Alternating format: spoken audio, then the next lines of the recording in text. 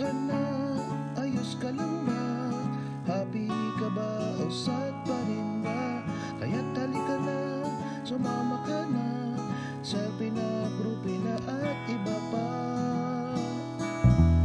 Bata matanda, biyuda at biyuda, may asawa man o kaya'y wala. Sama-sama tayo'y maglakbay, dito ka na, di ka na mag-iisa. Bebop, bebop na tayo, bebop, bebop na.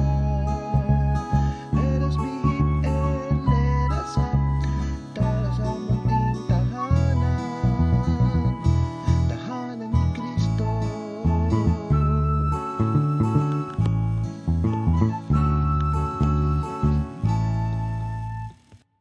Good afternoon. Welcome to Pipa Plus. Paris Pastoral Accompaniment Program. Yes, here in Mary Help of Christians Parish. Yeah. Ito po yung ating shrine dito sa Parañaque, sa Better Living. Okay. So, alam niyo po, minsan pagka nagkakaanak tayo, na alam na yung mga bata dyan, no, na mga bata pa, yung mga mag-boyfriend pa, di ba? So, yeah. Siyempre, hindi pwedeng hindi kayo magkaanak, hindi kayo matatawag na pamilya, kung hindi kayo magkakaanak, di ba? Tapos yung mga bata na, mga anak na, maganda rin itong mapakinggan natin.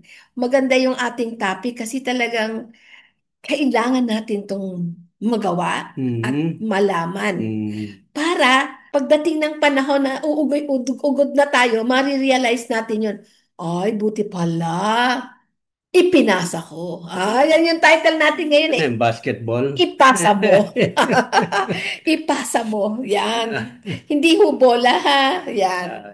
Okay. Okay. Sa chapter 7 ng Amoris Laetitia. Yes, ito po yung book ni Pope Francis. Ang title ng chapter 7, Towards a Better Education of Children. Okay, so basahin po natin ano pagkatapos himayan natin.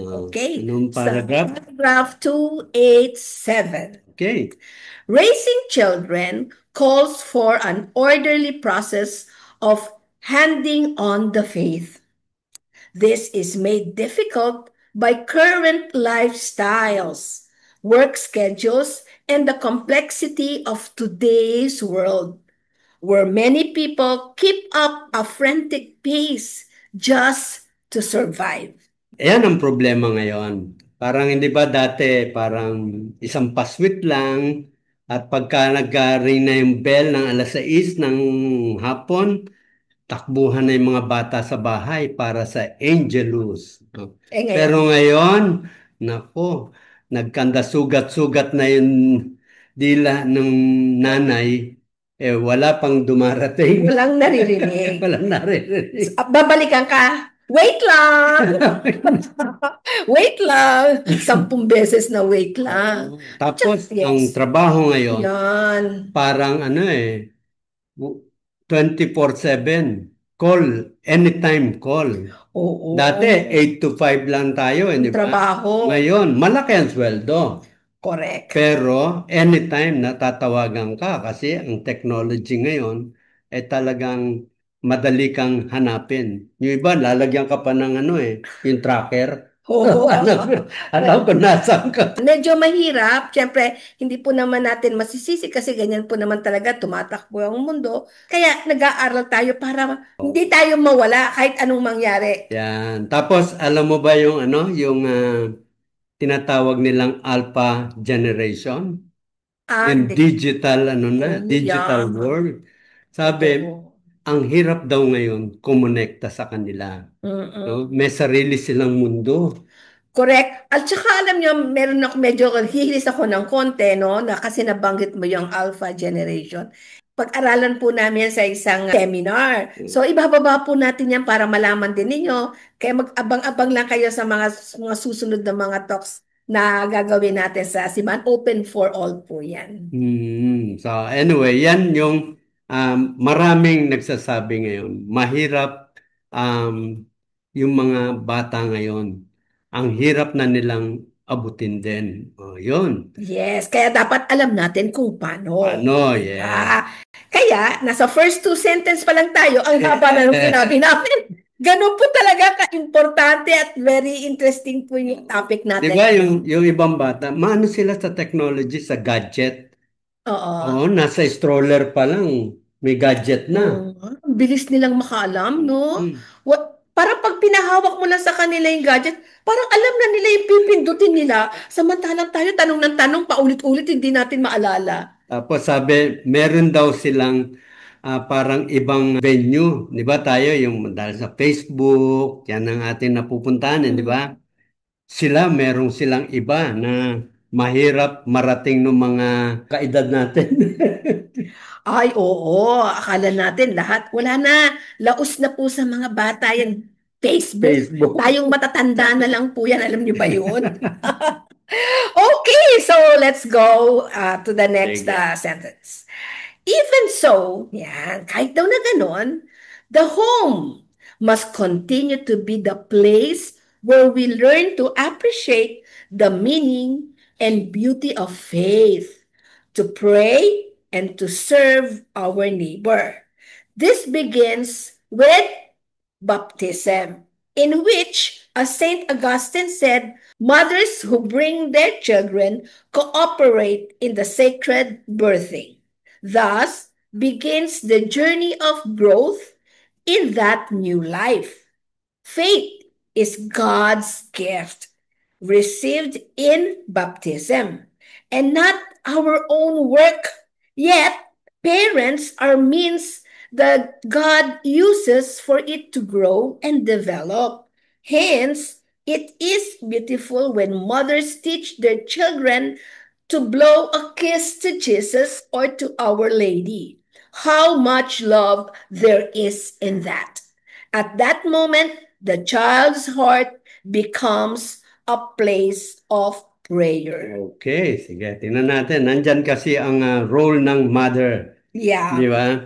So, yung unang paglagay sa puso ng tao para yung kanyang pananampalataya ay magsimula, yan yung tinatawag natin binyag. Di Yan. ba? Correct. So, kumbaga sa kwan, hiningahan na ng ating Panginoon yun.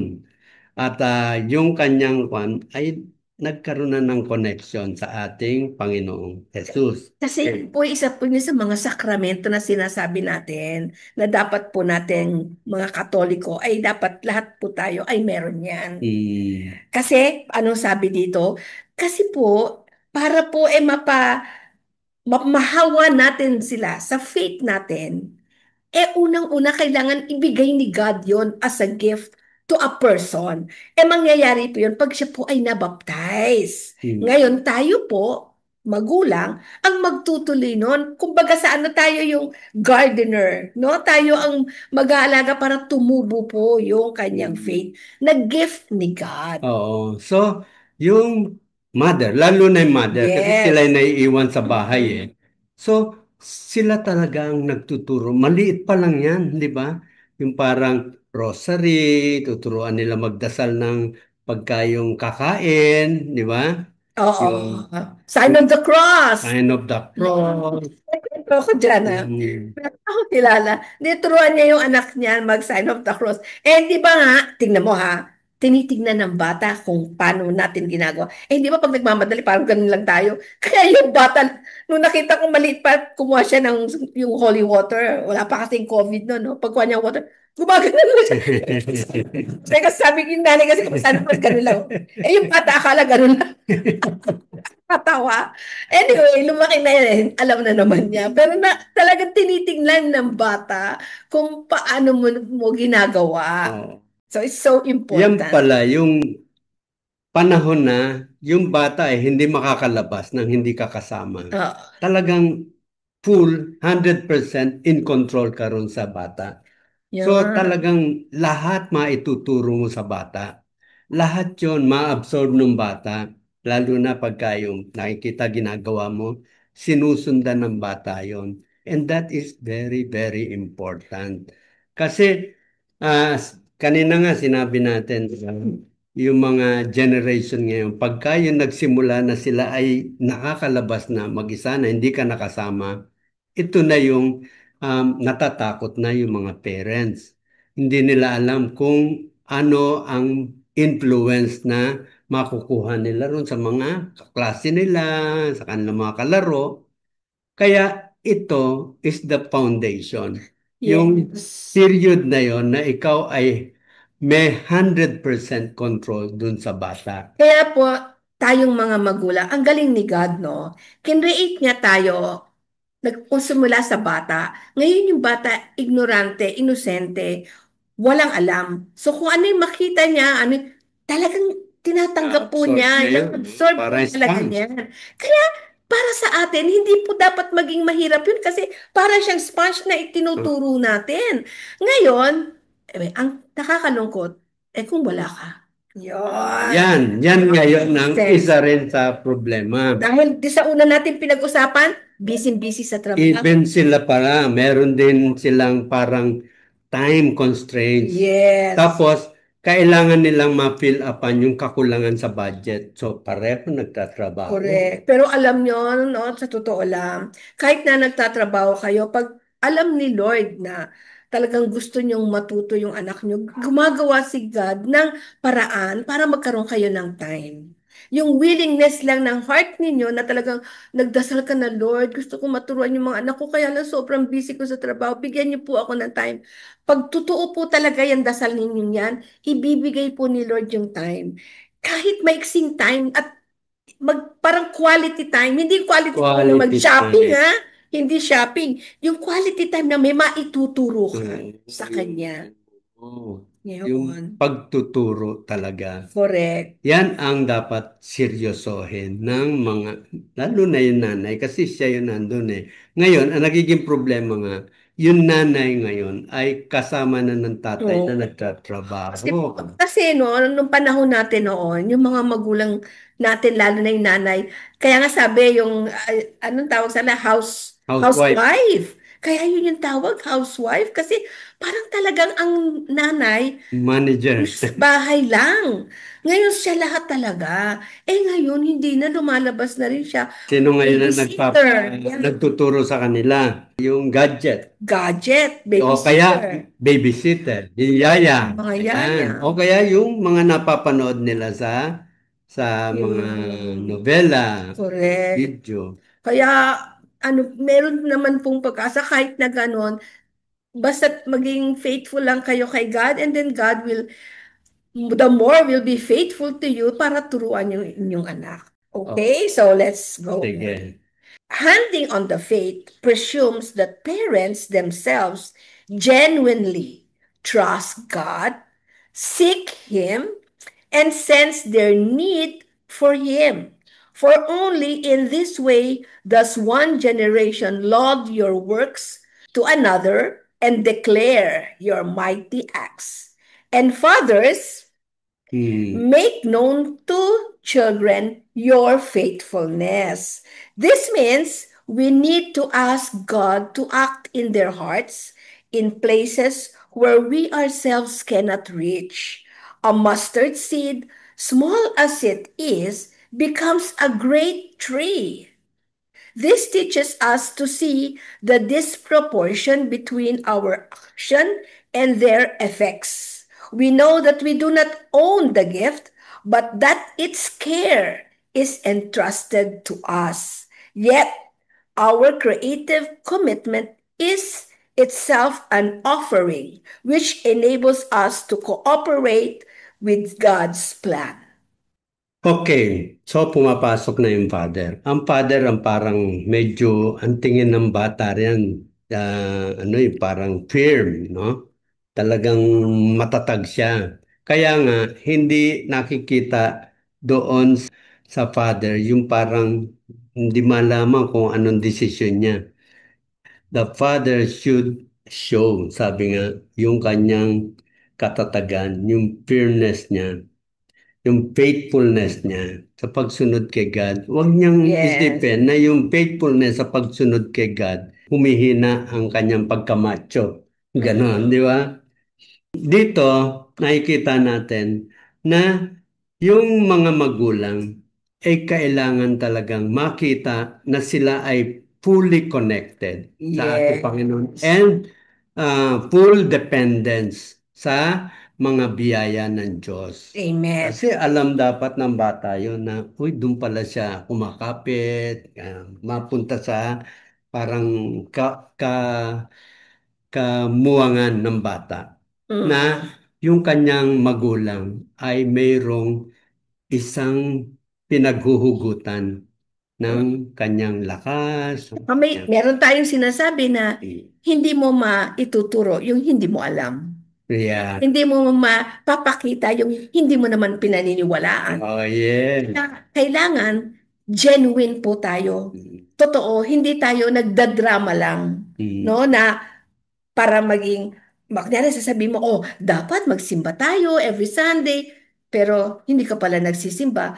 Yung bata pa yung magigising, Mami, Sunday na, magsimba na tayo. Di ba? So, hindi ka panipaniwala. Kailangan talagang action speaks louder, Oo. no, than words. Ito, yung pareho ng sinasabi mo kanina.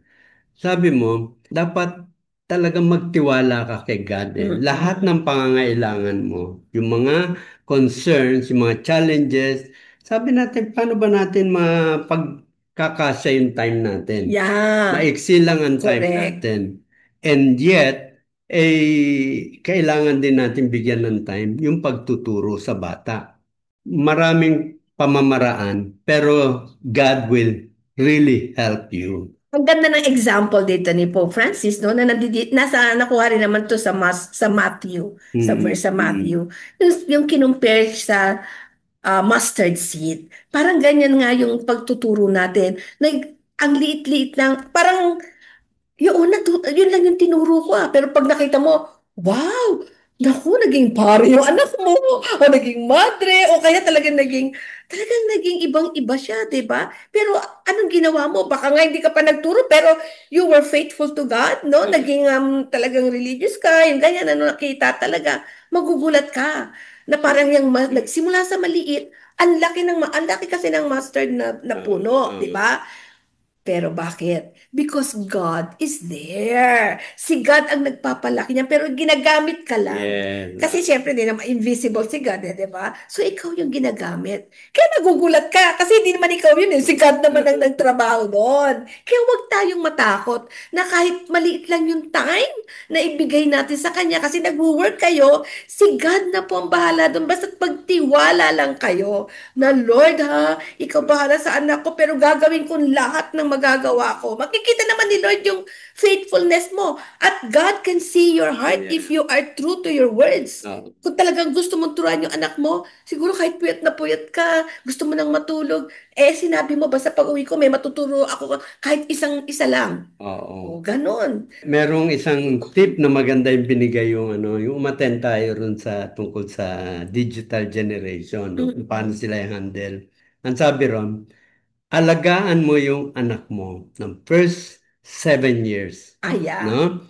Pagkatapos, pwede mo na siya pabayaan. Ibig sabihin, na itanim mo na sa kanya yung mga kailangan niya.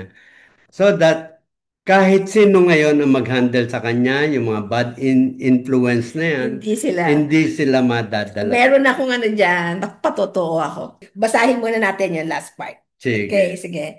For this reason, couples and parents should be properly appreciated as an active agents in catechesis. Family catechesis is of great assistance as an effective method in training young parents to be aware of their mission as the evangelizers of their own family. Yan. Okay, so ito po yung example ko. Hindi naman po tayo lahat pwedeng maging katekista, yung totoong katekista, no? Meron pang training yan, ganyan. Eto na, ipapasok ko po, maganda pong masali kayo sa community. Kami po, we are so proud to say that we came from Couples for Christ. Hanggang ngayon, active pa naman din po kami. At dahil po dito, no, yung aming mga anak, no, kilala niyo naman yung mga anak na, baka ayaw niya pa sabi mo, alam mo naman yung mga yon, ano. Anyway, wala kami sinasabi sa kanila. Lahat po, yung dalawa po, naging CFC.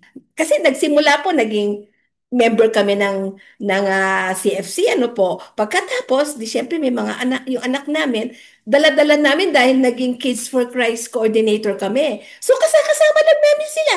Pagkatapos ngayon, nakikita, Naging nakasama namin Youth for sa, Christ. tapos nayaya sa Youth for Christ, nandoon din kasi kami, no? Wala kaming sinasabi, sumali kayo dyan, sumali kayo. Sila na po, kasi nakikita nila, siguro na nag-enjoy kami, nakikita namin yung mga kasama naming, may kasama kami mga anak din na anak ng mga kasama namin, nakakilala din nila.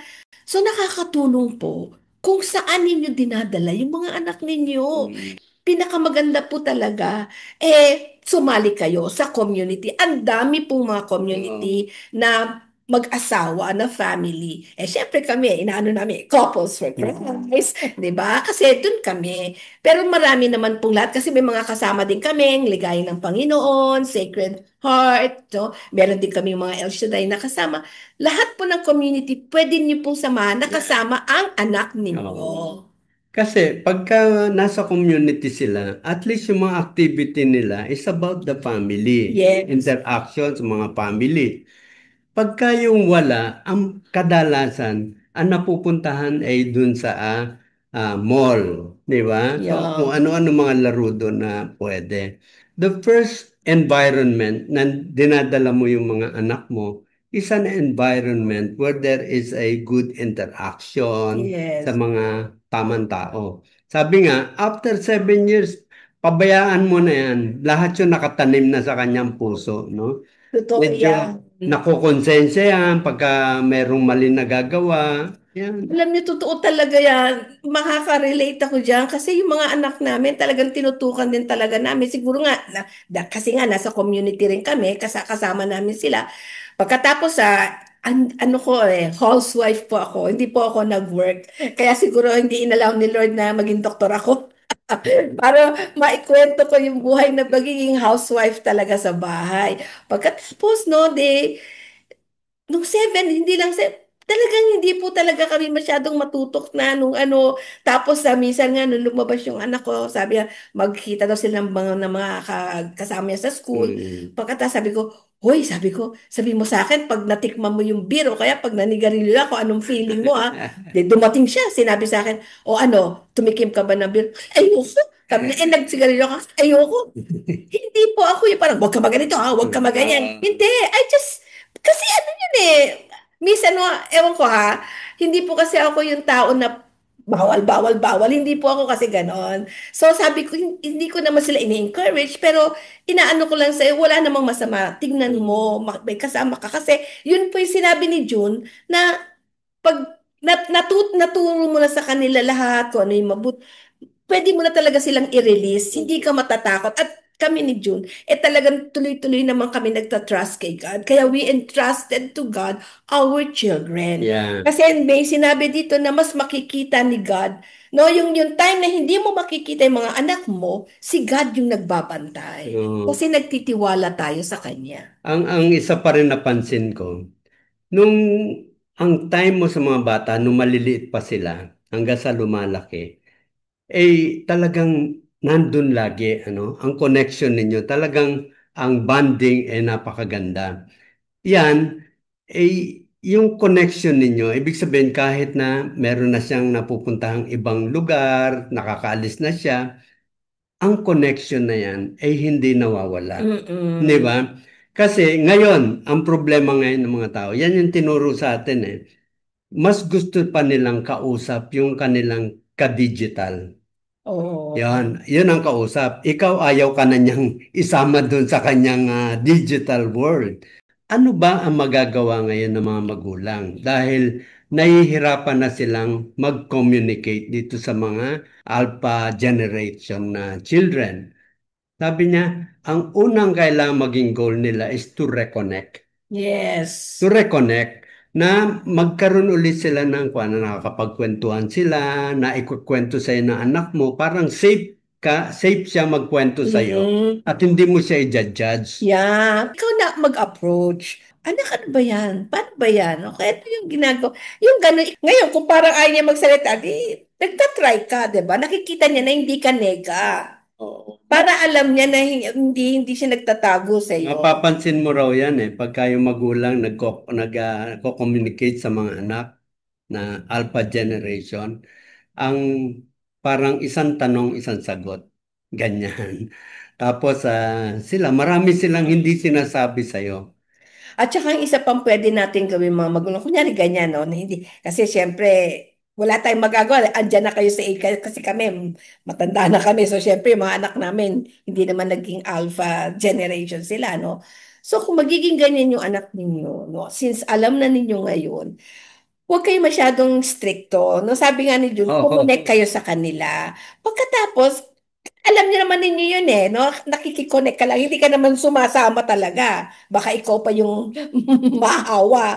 Pero ibig sabihin, kumukonek ka para, no, Magkwento. kapag magkwentuhan kayo, kahit sandaling-sandali lang, pagkatapos huwag kayong mawawala ng pag-asa. Kung napakinggan nyo ngayon ito, at talagang may problema kayo sa anak ninyo, huwag din kayo mawalan ng pag-asa. Kasi sabi nga natin, walang imposible sa Diyos. Magtiwala ka at sabihin mo, Lord, ikaw na ang gumawa ng para kasi hindi ko kaya. Pero anong kaya mo? Magdasal, magsakripisyo, at magmahal. Ipakita mo sa anak mo na mahal mo siya. Huwag mong ipakita na nagagalit ka kasi hindi siya sumusunod sa iyo. Pakita mo yung baliktad. No? Pakita mo yung pagmamahal, pagsilbihan mo siya. Si God ang nag-work sa kanya. No? Ngayon yung demonyo talaga gumagawa ng paraan yan para mainis ka, i-rebuke mo yon. Kasi si Lord will always be there. Magtiwala kayo. Di ba? Ayan. So, at least nakita ninyo, merong mga bagong problema ngayon ng mga magulang. Sabi nga nung nagtuturo ang ngayon, ang kailangan ngayon turuan ay yung mga magulang. Oo, mga magagaling yung mga bata ngayon. Sa gadget pa lang, hindi natin alam di ba? Kung hindi kayo nagkikibuan, hindi ka makakagawa ng Oo. gadget. Hindi mo parating sa kanya yung gusto mo sanang sabihin. Oo. Kasi nga, wala kayong connect. So, reconnect. Tama. Kung marunong ka rin mag-gadget, pwede kayo doon nag-uusap. Para maipasa mo. Kasi kung Yes. walang connection, ay hindi mo maitra-transmit Yes. whatever message you want. Don't worry, there is always hope, no? When you trust and believe in God, lahat po, everything is possible. Isa pang reminder dito, ang sabi rito, ang makakatulong is yung ating faith. Huwag niyong hanapan ng recreation. No? Yes. Ang makakatulong sa ating problema is yung faith natin. Ibig sabihin, dalhin natin sila kay God na unti-unti. Ang una talaga, first goal is to reconnect. Pagka Yes. nakakonect ka na, make them feel na safe sila sa'yo. Hindi mo sila, sabi ko na nga ba, yung mga ganyan punta ninyo sa mga ganyan, no? Pag kumakain pa, tsaka pa sinasabi yon. Yeah. So, pagka nakita nila, safe naman pala ako magkwento sa mother ko, sa tatay ko, di ba? So, from there, pwede mo na silang akayin papunta sa ating pananampalataya kay Jesus. Okay. Ayun, that would be the start now of a new life. No? Amen. Okay. Okay, so kaya mga magulang, lalo na yung mga bagong kasal pa lang, no, nagsisimula pa lang kayo, pag meron na rin kayong CLP, at sama kayo dyan, ang tawag dyan ay Christian Life Program. Couples for Christ po yan, okay? At balikan nyo kami. Sabihin nyo, naku, okay pala to. Meron po lahat yan sa simbahan. Pakinggan nyo lang yung announcement, di ba? Okay, so meron po kaming medyo malungkot na, hindi naman, malungkot talaga. Kasi mawawala po yung kapihan for 2 Sundays. Weeks, 2 Sundays. Yan. So, sa darating na Sunday. linggo, at yung susunod. Susunod kasi, pero pasal kayo. Kasi Pero good news pa rin. Pero good news pa rin kasi anniversary, 50th. Tama? Anniversary ng Mary Help. So, imbitado po kayong lahat. Hindi lang kasi kapihan na nandun. No? All other commissions na. Yes. Pero kami hanapin nyo kung saan ang pwesto ng Kapihan, kapihan. nandun po kami. So parang may kapihan ng kapuranggot doon. Yeah. Tapos yung mga communities na kasama namin, like Couples for Christ, El Shaddai, Ligay ng Panginoon, at Prayer kayong prayer community. community, o yung Mary Help of Christians Prayer Community, pwede din kayong sumama dyan, Yeah. family din yan. So lahat po ng mga communities under sa Commission on the Family, maganda pong salihan yan. Kasi yan po makakatulong sa mga anak ninyo kasi kasama man sila. Actually po, kung undecided pa kayo do sa mga communities, Mm. pwede kayo sa kapihan pumunta dahil meron din Bili rin yun eh. Pabili din po yon at yung mga bata, meron dun silang ginagawa doon. No? Ma-expose din sila sa catechesis doon, may rosary, tapos artwork sila, so walang gadget yun. Tapos kayo naman, magulang, meron din kayong ginagawa. Yes. Hinay. Yan. Okay, so eto po yung mga pwede nating magawa. There is no too late, no? Yes. Laging meron po tayong pag-asang binibigay ni God habang Yes. buhay tayo. So Okay. again, we'll see you. On Sunday. Yeah. Ang Pipa Fly po, hindi po yan nawawala.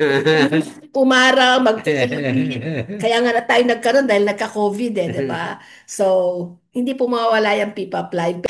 Again, see you on Sunday. Yeah. Here in Pipa Fly. Bye!